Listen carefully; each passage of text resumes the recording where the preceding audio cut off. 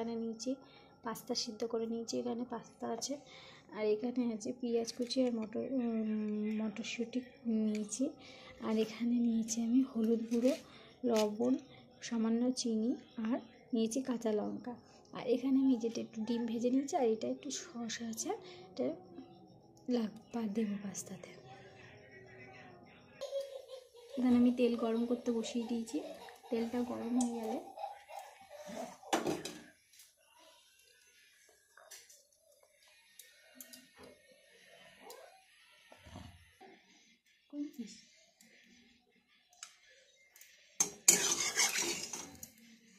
এখন তেলটা গরম হয়ে গেছে, এখন আমি এতে পেঁয়াজ আর মটরশুঁটি দিয়ে দেবো।